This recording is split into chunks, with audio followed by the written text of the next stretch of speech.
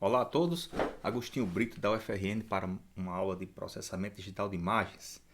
E nessa aula nós vamos falar sobre conceitos de um tipo especial de transformação matemática chamada de transformada de Fourier. Basicamente, o que é a transformada de Fourier, né? E a motivação por trás dessa aula que a gente está produzindo. A gente tem aqui uma imagem, né, uma foto.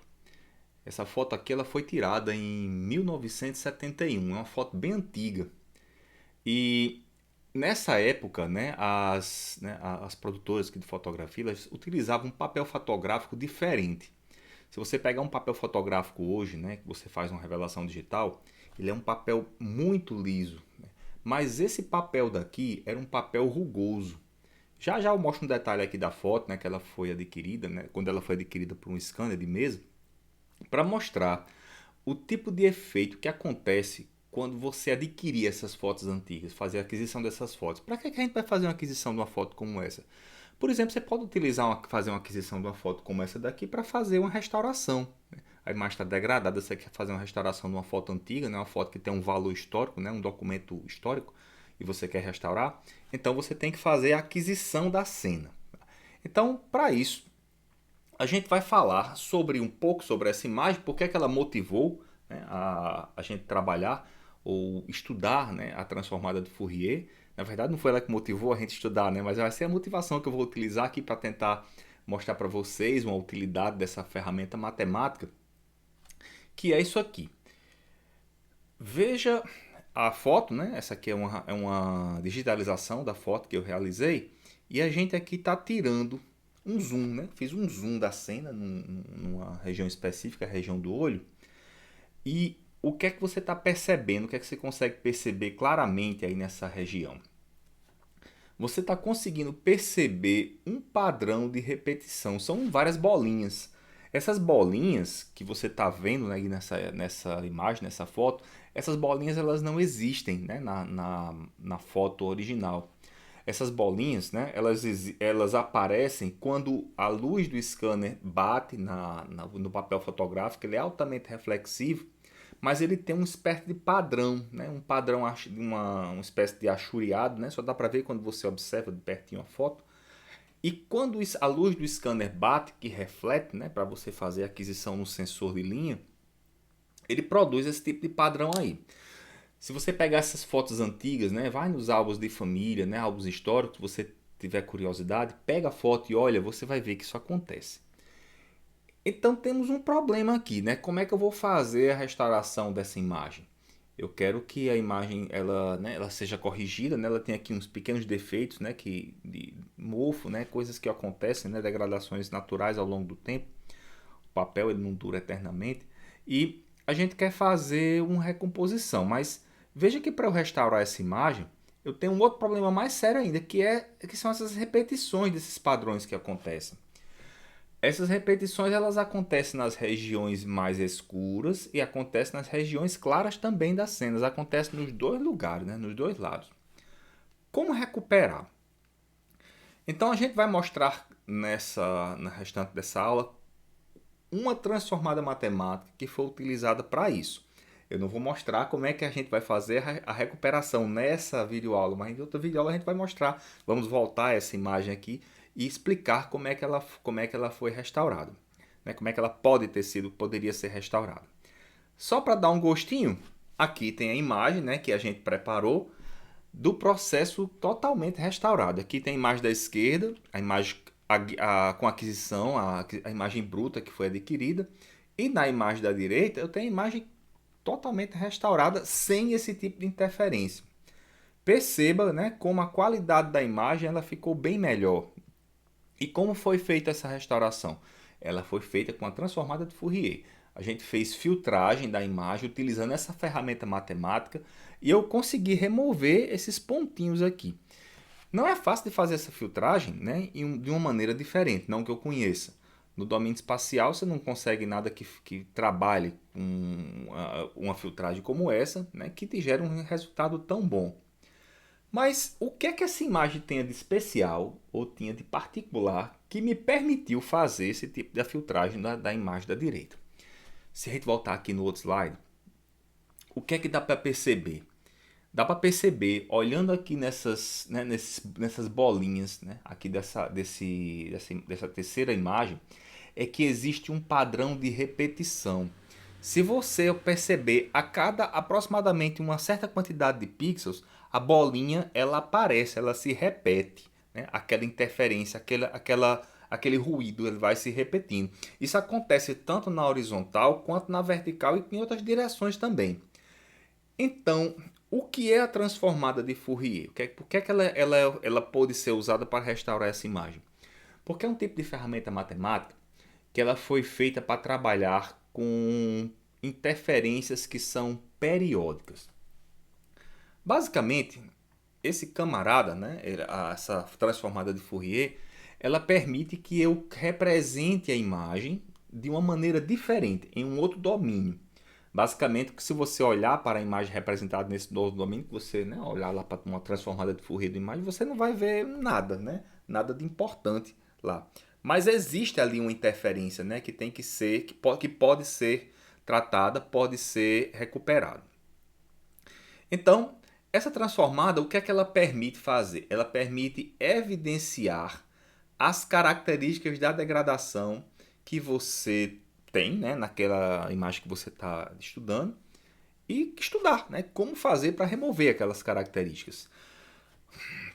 Em que tipo de imagens essas coisas são aplicáveis? São muito aplicáveis em imagens, principalmente em imagens antigas, imagens de transmissão né, de transmissão analógica, onde quando a imagem vinha, né, pelo espaço, que chegava até as residências das pessoas, ou vinha né, de uma foto que você está tirando no espaço e manda para a Terra, essas imagens eram degradadas, elas eram tinha muito ruído que era adicionado, né, ao sinal que vinha sendo transmitido, e finalmente você criava uma imagem muito ruidosa, muito degradada em termos de padrões de repetição. E aí, o que é que a transformada de Fourier permite? Ela permite que você pegue um sinal, a série de Fourier, né? É o tipo que a gente vai falar inicialmente. Ela permite que você pegue um sinal periódico e represente esse sinal periódico como sendo uma soma de senos e cossenos de frequências diferentes e ponderados por coeficientes diferentes. Então você pode ter uma sequência de senos e cossenos que vão se somar. Cada seno e cosseno desse ele tem um deslocamento temporal, né, ou espacial no caso da imagem, e cada um deles pode ter uma amplitude maior ou menor. Quando você soma tudo, você tem um sinal original. Fourier, né, foi um camarada que viveu há muitos anos, né, e ele criou a matemática para fazer isso. Ele criou a matemática aplicada à transmissão do calor, mas acabou que ela é aplicada basicamente a tudo que você tem a mão hoje em dia que envolve algum tipo de comunicação digital, né, ou no caso aqui, né, algum tipo de interferência. Quando você tem um sinal que não é periódico, que é o caso da imagem, né? A imagem que a gente tem são sinais totalmente não periódicos, eles só existem dentro daquela região que você faz a aquisição. Fora dela não tem repetição. Nesse caso, quando o sinal não é periódico, você usa uma generalização da série de Fourier, que é a transformada de Fourier. Então, você cria, né, uma representação alternativa da imagem e disse que essa representação alternativa ela está no que a gente chama de domínio da frequência. Quando você tem imagem, né, assim, né, a imagem pura que você faz a aquisição, você está trabalhando no domínio espacial. Quando você leva para uma representação alternativa, já já a gente vai ver como é essa representação, diz que você tem uma imagem feita no domínio da frequência. Então, em suma, o que é que a decomposição vai fazer? Ela vai pegar um sinal como esse e gerar uma série de frequências, de senos de frequências diferentes. Aqui, por exemplo, tem um conjunto de 4 senos, né, com 4 frequências diferentes, e cada um desses senos tem um deslocamento, um determinado θ, com relação, né, a uma referência, né, uma referência de t igual a zero ou θ igual a zero. Quando você pega esses 4 camaradas e soma, você gera esse sinal de baixo. E o que o Fourier fez? Ele preparou uma ferramenta matemática que permite, dado que você tenha esse sinal aqui de baixo, você consegue recuperar esses 4 aqui de cima. Dá para fazer isso, né, com as ferramentas matemáticas que ele preparou. No caso do nosso foco, a gente quer trabalhar com a ferramenta que é a transformada de Fourier. Ela vai ser aplicada a um sinal que não é periódico, né, no tempo ou no espaço. Então, o que é a transformada de Fourier? A transformada de Fourier é um conjunto é uma expressão, né, que você usa, foi oriunda, né, das integrais de Fourier, e ela tem uma transformação direta, né, a transformada direta de Fourier, e tem uma transformada inversa, que é a que consegue recuperar o sinal original com base naquela transformação que você realizou. O que é a transformada? Disse que a transformada de Fourier de uma função f de x é denotada por f de u. Então a gente diz que esse f de u é a representação daquela função no domínio espectral, né? Do domínio da frequência. É dada por essa expressão, a integral de menos infinito a mais infinito, de f de x é elevado a menos 2πx dx. O que é que você percebe, né, do resultado da transformada de Fourier? Ela é uma expressão que gera um conjunto de sinais complexos, né? O valor que você vai ter para cada elemento dessa transformada, ele é um número complexo. O f de 0 é complexo, f de 1, f de alguma coisa, são todos números complexos por conta desse termo aqui que vai dentro da integral. Então, o valor de f pode ser real, mas o valor de f de u, f de x pode ser real, mas o valor de f de u é um valor complexo. Essa é a transformação direta. Se você pegar o valor de f de u e lançar nessa outra integral, o que você vai ter é o sinal original, que é o sinal f de x. Isso aqui é chamado de transformada inversa de Fourier. Para que servem essas duas transformadas? A primeira transformada vai te levar para um domínio alternativo que vai te permitir descobrir quais as senoides que estão sendo usadas para compor o sinal, senoides e cossenoides.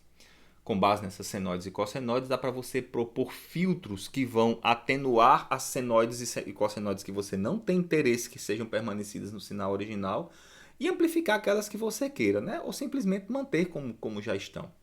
Uma vez que você tem essa imagem, né, filtrada, né, com essas regras que você compôs, que você planejou, você calcula a transformada inversa. E aí você recupera como é que ficaria aquela tua imagem sem aquele tipo de degradação. No caso daquela foto que a gente mostrou, o que é que eu posso fazer? Eu posso pegar, né, a foto que eu adquiri, levo para o domínio da frequência, verifico quais são as senoides e cossenoides que estão degradando o meu sinal, atenuo somente elas. Veja que você consegue ter acesso a cada um dos senos, das frequências específicas. Esse U aqui, ele diz qual é a intensidade de uma determinada frequência de um seno, né, ou de um cosseno. E você consegue atenuar. Uma vez que você atenua, calcula a transformada inversa e recupera a imagem, né, nesse processo de filtragem.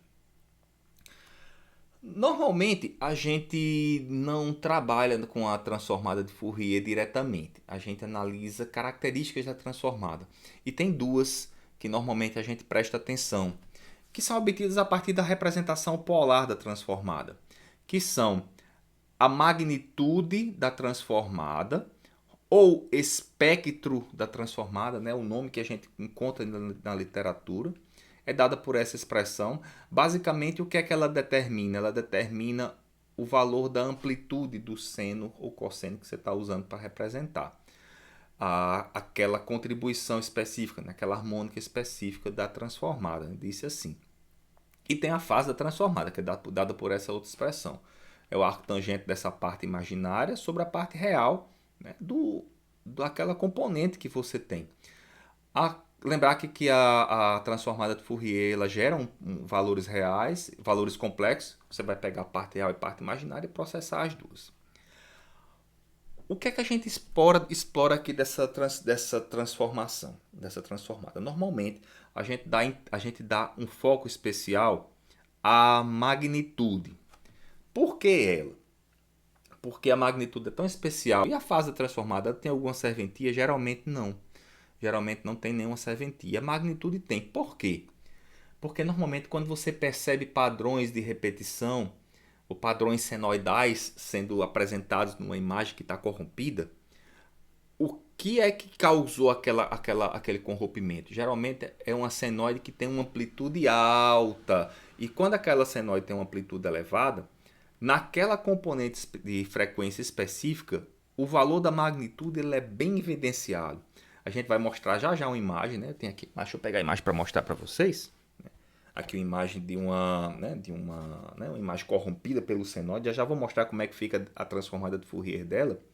Mas esse tipo de corrompimento que eu criei aqui, esse tipo de degradação, corrompimento, esse tipo de degradação que a gente criou, é justamente para ilustrar o problema, né, de uma degradação senoidal e como é que ela é evidenciada na magnitude de Fourier, né, na magnitude da transformada, no espectro de Fourier. Deixa eu deixar aqui a imagem guardadinha para a gente utilizar já já. E aqui tem um exemplo de uma função, de uma transformada de Fourier de uma função unidimensional, só para a gente ver uma ilustração de uma transformada 1D. Eu tenho uma função chamada função retângulo, né, função retangular. Ela tem valor igual a dentro de uma faixa que vai de menos x sobre 2 a mais x sobre 2. É uma função bem conhecida na literatura, na matemática, e sabe-se que a integral dela, de menos infinita a mais infinita, é dada por essa expressão aqui, né? Dentro da região x sobre 2 até mais x sobre 2. Essa função que aparece aqui, esse a vezes seno de πx sobre πu, é chamada de função sinc, né? E ela tem esse traçado, né, que vocês estão vendo. Opa, esse traçado que vocês estão vendo aqui à direita. Essa é a função sinc. Essa função sinc, ela tem ali o seu máximo e tem vários lóbulos, né, ao longo do aumento das frequências. Isso aqui é um caso contínuo, né, um caso onde a gente tem uma dimensão apenas. Em duas dimensões, como é que isso poderia ser feito? Para o caso bidimensional, né, o par transformado é dado por essa expressão aqui. Você agora tem uma segunda contribuição que não é mais na direção x, é na direção y agora. Lembrar que quando você trabalha com imagens, você tem imagens em um plano. Então, o sinal ele não trafega só uma direção, ele trafega em duas direções diferentes, trafega na horizontal e na vertical. Então, a transformada de Fourier direta, ela agora vai levar duas variáveis aqui no processo de integração. E a transformada inversa também, né? tanto a direta quanto a inversa. E a representação polar é bem parecida, né, com a representação, né, no caso unidimensional, só que agora vai levar em conta uma segunda variável. Agora você tem aqui a magnitude da transformada e a fase da transformada. Fazendo, né, a transformação contínua de uma função retangular para um caso bidimensional, para um caso 2D, o que você tem é essa expressão aqui.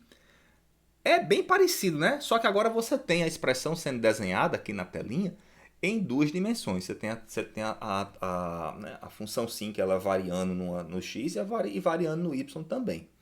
Então, o valor da transformada dessa função, que é a função retângulo bidimensional, ela é dada por esse gráfico que aparece aqui à direita.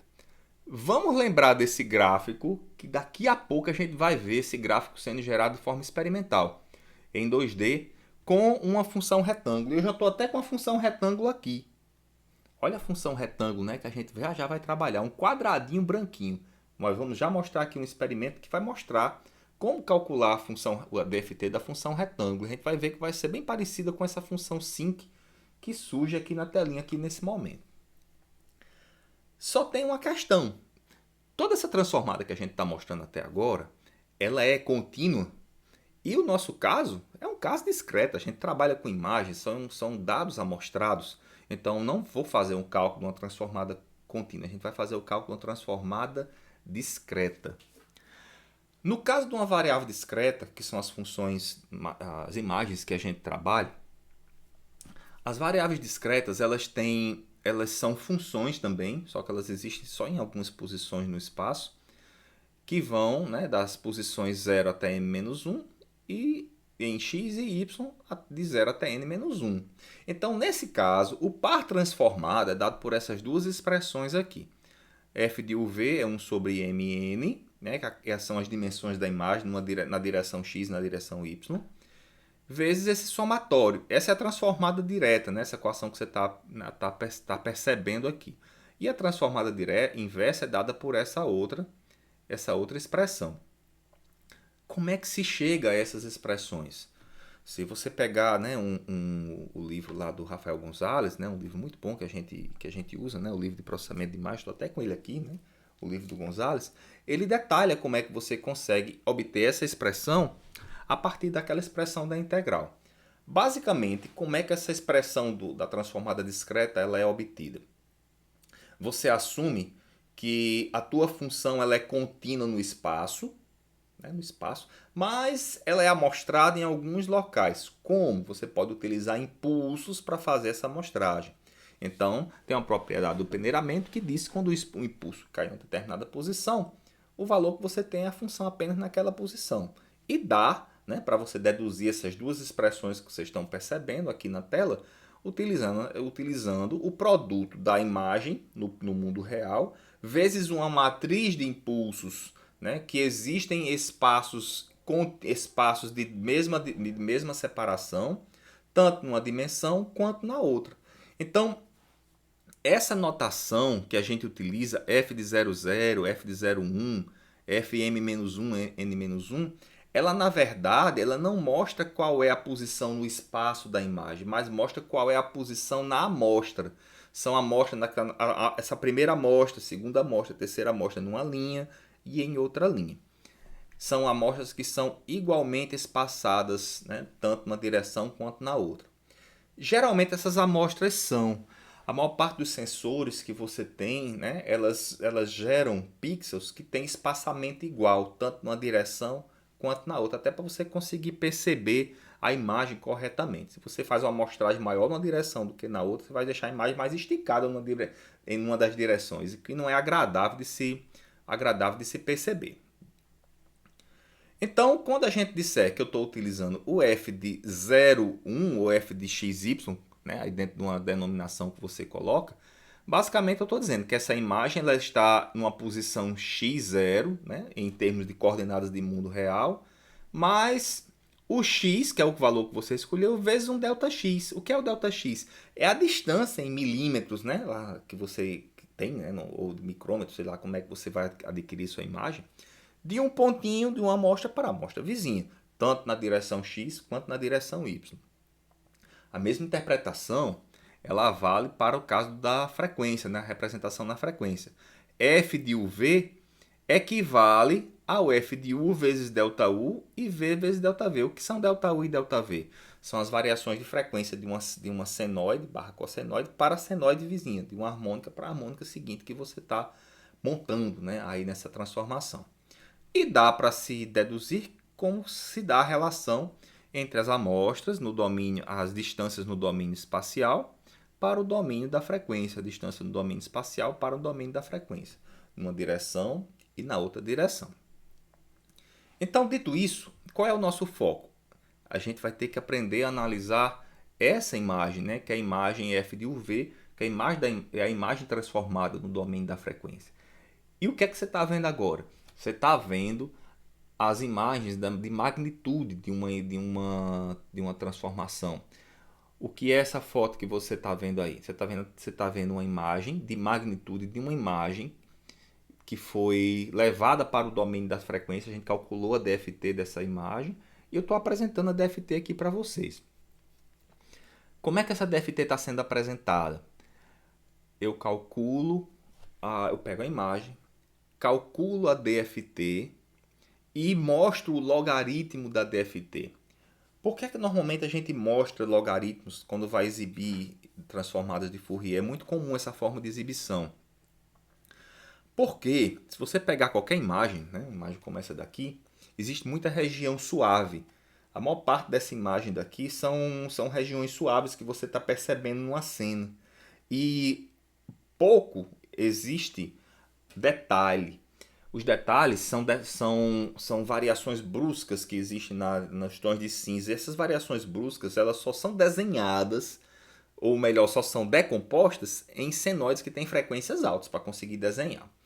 Então, como a maior parte das imagens elas são compostas de regiões suaves ou podem ser compostas por senoides de frequência baixa, é muito comum que a maior parte das imagens elas tenham na posição 00, né, o valor de f de u igual a zero, v igual a zero, e ali nas redondezas dessa região, desse ponto central, a maior amplitude possível dentro do processo né, do espectro de Fourier. Distante desse centro, existem contribuições também, só que elas são pequenas em termos de amplitude.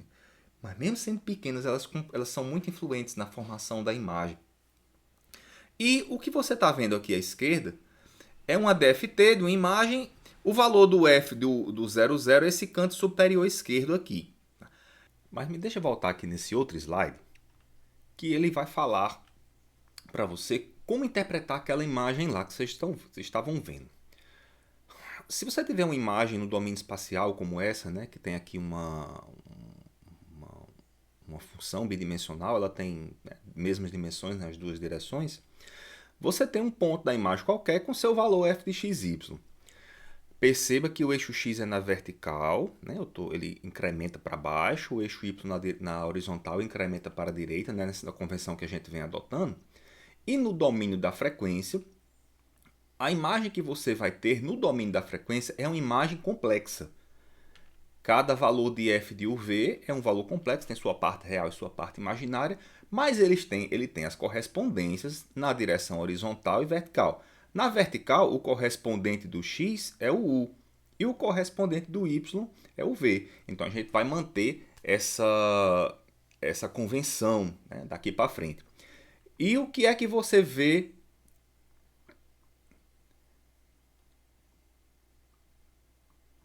E o que é que você vê nessa imagem?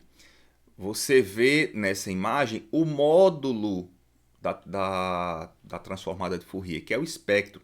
O brilho desses pontos que estão sendo mostrados aqui é a amplitude do espectro. Ela é proporcional à região que você está percebendo na tela. Claro que isso aqui que você está percebendo é uma imagem, né, binária, uma imagem em tons de cinza, perdão. Ela tem 256 tons e foi escalada para poder caber aqui em termos de quantidade de tons de cinza aqui nessa tela. Mas existe uma propriedade da transformada de Fourier chamada propriedade da periodicidade. A gente vai pegar um vídeo só para falar sobre essas propriedades. Elas são bem interessantes de se perceber. É que essa imagem daqui, ela se repete, né, no espaço de Fourier, né, no espaço de frequência. E essa repetição faz com que esse zero que aparece no canto superior esquerdo tenha o mesmo valor da imagem que aparece nesse canto inferior direito. Essas repetições elas fazem com que a gente preste atenção ao seguinte. Se aqui é o valor de 00, que é o canto superior esquerdo da imagem, né, o valor da frequência mais baixa, o que é o f de 00? Geralmente é o valor médio da imagem. Você pega todos os pixels, soma todos eles e divide pela quantidade de pixels que tem. Você vai ter o valor, né, de quanto vale a imagem em f de 00. E na medida em que você se afasta em distância para esse ponto, né, o que é que vai acontecendo? Você vai tendo frequências maiores, onde as amplitudes das frequências vão sendo representáveis aqui, vão sendo representadas. Você vai se afastando do centro, afastando e se aproximando desse canto daqui de baixo. O que é que vai acontecendo é que os valores das amplitudes nesses cantos aqui de baixo vão começar a se repetir. Então, o que você tem na prática é, nessa posição, é uma frequência baixa e nessa daqui também, né, o valor das contribuições estão se repetindo. Então, como deveria ser feita a análise? A gente deveria fazer a análise em torno desse ponto 00, tanto para frequências positivas quanto para frequências negativas. Sim, elas existem aqui, né? Não são, a gente não consegue ou não precisa mostrar, mas elas fazem parte da matemática e do jogo das transformadas. Então, como normalmente, né, as contribuições de baixa frequência elas se situam aqui nesses quatro cantos da figura, o que é que normalmente se faz? A gente pega esse ponto superior esquerdo da imagem e leva ele para o meio, fazendo com que o 00 da tua transformada, do teu espectro, fique exatamente no centro da imagem. Por quê? Porque agora vai ficar fácil de você perceber quem são as frequências baixas que ficam normalmente próximo desse centro e quem são as frequências mais altas que ficam afastadas desse centro. Se porventura aparece um máximo local em alguma dessas regiões de frequência alta, o que é que você vai deduzir? É que esse máximo local é uma contribuição de alta frequência para aquela posição que está gerando algum tipo de interferência. A gente já vai ver como é que essas interferências são geradas. E para a gente conseguir fazer isso, o que é que normalmente se faz? Você pega cada uma das imagens, multiplica por menos 1 elevado a x mais y e calcula a transformada de Fourier desse cara daqui. Isso vai fazer com que o espectro fique na posição central. Isso é uma opção, né? Mas normalmente a gente não faz assim não. O que é que você faz? Você calcula DFT, você vai chegar nessa figura aqui da esquerda e você vai trocar os 4 quadrantes da imagem. Troca o quadrante superior esquerdo, que é esse quadrante daqui, com o quadrante inferior direito. Você simplesmente faz uma troca de matrizes. Troca o quadrante inferior esquerdo com o quadrante superior direito. Então, essa simples troca de quadrantes já te leva nessa imagem aqui da direita. Isso é bem mais barato computacionalmente. Normalmente é assim que se faz. É assim que a gente faz. Então, vamos fazer aqui um experimento, né? Eu vou parar, né, em termos de conteúdo por enquanto e vamos ver como é a DFT de uma função. Eu tenho um experimento prontinho, né? A gente vai inclusive tratar sobre ele em outro vídeo, que é o cálculo de uma DFT. Deixa eu tirar a parte que não me interessa aqui por enquanto, que é essa matrizinha, eu vou até tirar ela daqui para a gente não perceber. E o que eu tenho, né, aqui né, mostrando para vocês. Eu tenho aqui do meu lado, né, tá aqui escondido, vocês não estão vendo, mas tem um pequeno laboratório caseiro que eu montei, que tem uma folha de cartolina preta, ela está bem escura, está bem preta. Tem aqui uma iluminação, né, em cima dessa cartolina. Embaixo da iluminação tem uma câmera que está capturando essa cena, né, aqui da sequência. Eu vou mostrar para vocês nesse experimento o que é que está sendo capturado. E nós temos aqui 3 imagens. Eu tenho no centro, no canto superior esquerdo, eu tenho a imagem que eu estou chamando de original, é a imagem que a câmera lá está capturando, né? A câmera do meu experimento. Aqui no centro eu tenho o espectro de Fourier. Basicamente essa imagem está sendo capturada, eu estou calculando a DFT da imagem, estou somando com 1 e estou calculando o logaritmo e estou mostrando esse resultado aqui. Pô, Agostinho, para que você está somando com 1? Qual o objetivo disso? É que quando você calcula o logaritmo, se porventura um desses pixels aqui for zero, a função de cálculo de logaritmo vai morrer, né? Ela vai matar o meu aplicativo, porque um logaritmo de zero vai produzir um resultado indeterminado. E aí o programa finaliza, você vê, ele chia. Então esse mais um é só para eu dar um ganhozinho, né? Um plus aqui na imagem, para que a DFT não falhe. Pô, isso não vai modificar em nada, né? A cena, você praticamente não vai ter ali um pixel de diferença de tom de cinza para você, nem vai nem vem. Então o que é que você tem? Você tem o espectro de Fourier e aqui o ângulo de fase. O que é que o espectro está mostrando para você? Ele tem um ponto central, que é um ponto central, normalmente ele é bem brilhante. Aqui você não está percebendo esse brilho tão forte porque está na forma de um logaritmo. Se eu não tivesse calculado o logaritmo, você veria um pontinho branco no meio e o restante tudo escuro. Por quê? A DFT ele gera valores em ponto flutuante, né? São números complexos, mas são números em ponto flutuante. Só que os números em ponto flutuante são tais que o valor do f de 00 é um valor bem grandão, é enorme, né? É alto, elevado. E quando você compara com os vizinhos, se você fizer um escalamento de 0 a 255, né, para poder exibir isso na tela, né, claro, você vai ter um ponto central que vai ser 255, o resto tudo zero. Então a gente não mostra normalmente assim. Há casos onde você até consegue ver, né, mas não é esse o caso aqui. Então esse você tem o espectro de Fourier. E aqui você tem o ângulo de fase. O ângulo de fase está sendo mostrado, né? Ele está dentro da faixa aqui de menos 90 até mais 90 graus. Eu estou normalizando, né? De 0 a 255. Mas é isso que você está percebendo. ele não vai mostrar muita utilidade para a gente, né? Tanto é que não nem dá para ver alguns efeitos que surgem aqui na sequência. Mas eu vou fazer uma coisa especial aqui nesse experimento. Eu não sei se vocês estão percebendo, dá para perceber aqui? Dá para perceber, né? Que tem duas linhas aqui nesse espectro. Uma linha vertical na horizontal, ou na vertical, branca, e outra linha na horizontal, branca também. O que é que essas duas linhas estão formando, né, aqui nessa sequência? Essas duas linhas elas estão desenhando essa cena que aparece aqui, né? Você olhando para a cena, você pode até imaginar, isso aqui está tudo, é um mesmo brilho, é um brilho constante, mas não é não. Deixa eu mostrar para vocês. Deixa eu fazer aqui uma amostragem do meu background. E eu vou mostrar como é essa imagem daqui, né? Essa imagem de fundo. Deixa eu mostrar para vocês como é essa imagem de fundo.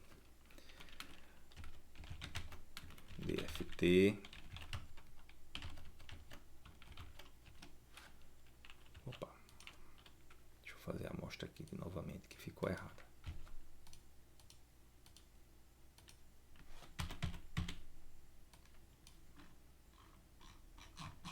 Deixa eu ver qual é a minha cenazinha que eu tô fazendo. Pronto, já fiz aqui a minha amostragem. Esse é o meu DFT. Mas eu quis simular, né, no nosso experimento que você tem um plano Z igual a zero, onde é tudo escuro, é tudo preto, né, para você poder fazer o desenho de funções. No caso aqui eu quero desenhar a função 5, então o valor do plano Z igual a zero tem que ser tudo igual a zero, menos a parte do retângulo ali no meio.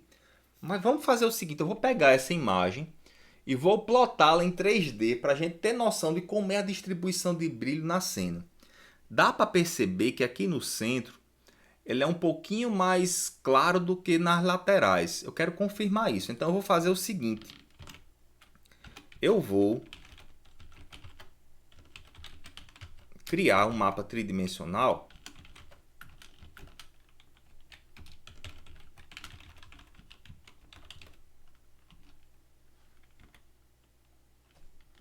Já fiz. E vamos ver como é essa imagem, esse fundo, esse background em 3 dimensões. Isso aqui, gente, ó, é a distribuição de brilho do fundo. Se você perceber, ó, a distribuição de brilho como é, ela tá mais colocada no centro do que nas laterais.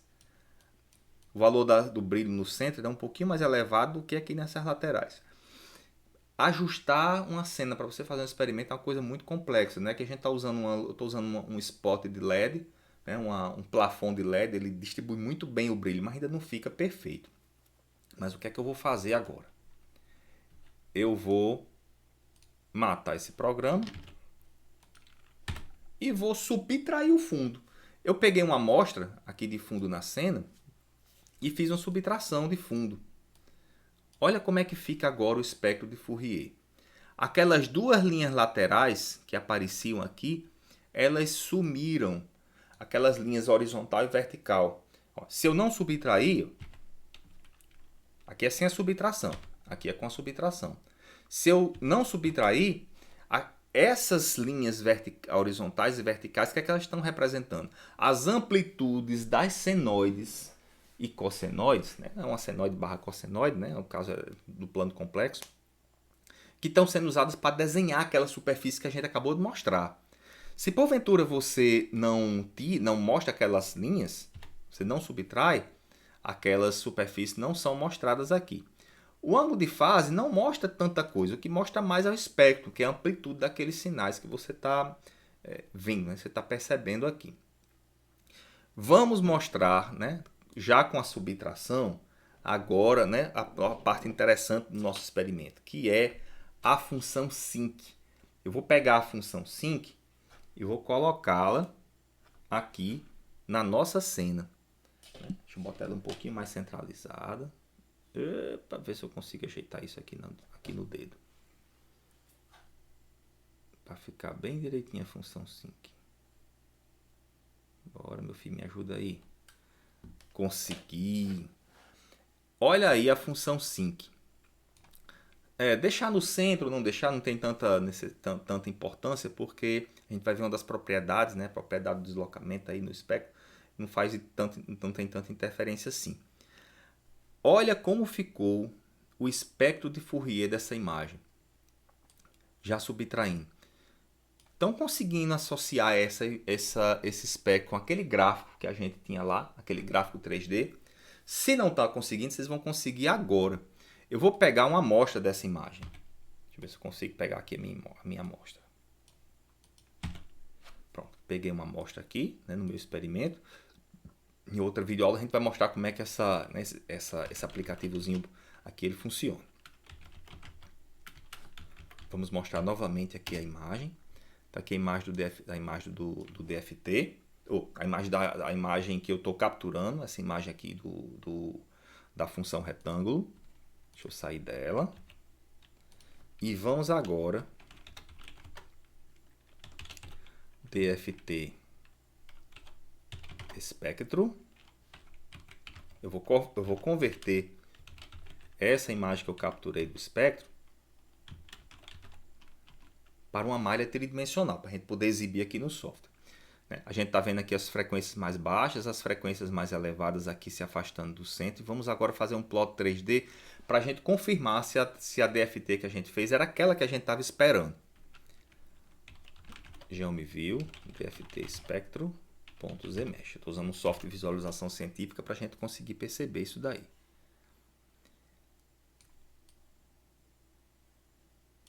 Olha só, gente. Esse é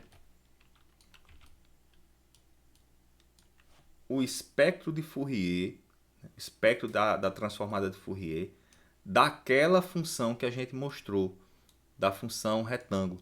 Lembra que isso daqui é um experimento, tá? Não fica 100% perfeito, porque eu não consigo criar um quadradinho, né? 100% perfeito, 100% preciso, né? Qualquer bordazinha mais arredondada que você tiver no canto do quadrado já vai influenciar aqui nessa imagem.